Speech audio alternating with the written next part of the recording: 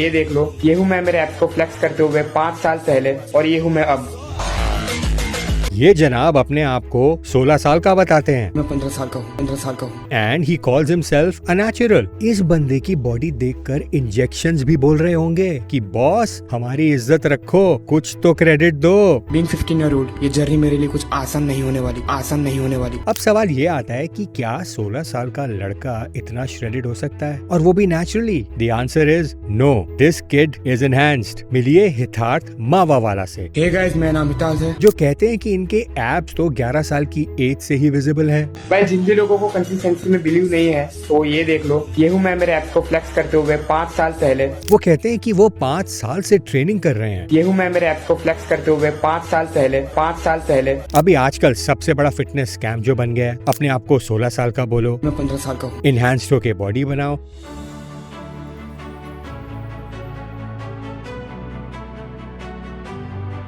और एक so called natural competition खेल लो जिससे ये प्रूव हो जाएगा कि आप नेचुरल हो।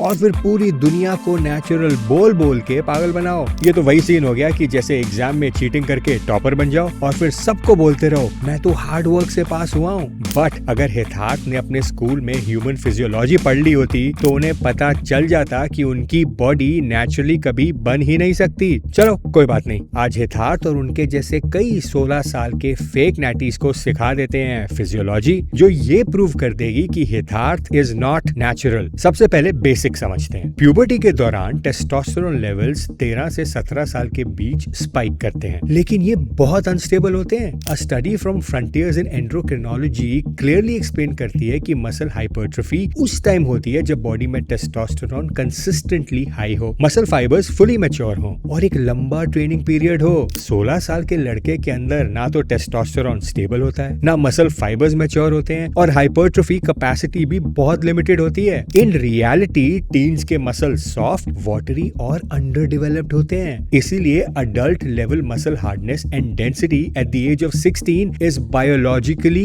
इम्पॉसिबल। बट हितार्थ ने तो साइंस के रूल्स ही तोड़ दिए हैं। हितार्थ की मसल हार्डनेस देखकर लगता है कि प्यूबर्टी ने उन पर फास्ट फॉरवर्ड का बटन दबा दिया है, जो रियल लाइफ में इम्पॉसिबल है।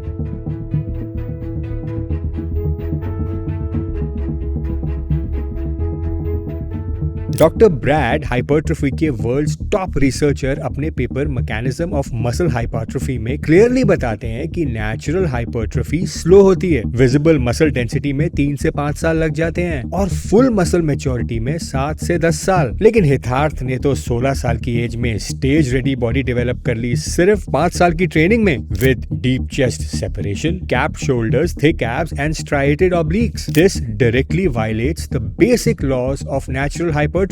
रिसर्च के according natural teens can not bypass these limitations. लेकिन जैसे मैंने कहा, हितार्थ तो साइंस की न्यू रूल बुक लिख रहे हैं। जितना फास्ट हितार्थ के मसल्स ग्रो हुए हैं, उतना फास्ट तो हमारे फोन की बैटरी भी चार्ज नहीं होती। हितार्थ स्टेज पर 5 से 6% बॉडी फैट पर दिख रहे हैं। ये एक ऐसा कंडीशनिंग लेवल है जो normally adult enhance athletes achieve कर पाते हैं। बट प्यूबर्टी के दौरान साइंस क्लियरली कुछ और कहती है। पियर्स की research on weight lifting for adolescence review ये एक्सप्लेन करती है कि प्यूबर्टी के टाइम टीनेजर्स की बॉडी ज्यादा पानी होल्ड करती है, सबक्यूटेनियस फैट उतना एग्रेसिवली ड्रॉप नहीं होता, हार्मोन्स की वजह से वाटर रिटेंशन और ब्लोटिंग कॉमन होती है और मसल की डेंसिटी और ड्राइनेस नेचुरल फॉर्म में डेवलप ही नहीं होती। In simple term, 16 year old teenagers की बॉडी सॉफ्ट होती है, अनइवन, और उनका स्किन टेक्सचर भी बहुत थिक होता है। लेकिन हमारे हितार्थ की फिजिक तो एक्सट्रीमली ड्राई है, with visible veins, sharp striations, paper thin skin and adult level conditioning. और ये सब नेचुरल टीनेज फिजियोलॉजी के बिल्कुल अगेंस्ट जाता है। प्यूबर्टी में बॉडी को इस तरह डिफाइन और ड्राई करना बायोलॉजिकली पॉसिबल ही नहीं है, चाहे डाइट, कार्डियो और जेनेटिक्स कितने भी परफेक्ट क्यों ना हो। हितार्थ लेवल ऑफ कंडीशनिंग सिर्फ तब आती है जब आप इनहैंस्ड हो। मैकॉलो की impact of anabolic androgenic steroids on skeleton muscle study एक एक्सट्रीमली इंपॉर्टेंट पॉइंट हाईलाइट करती है।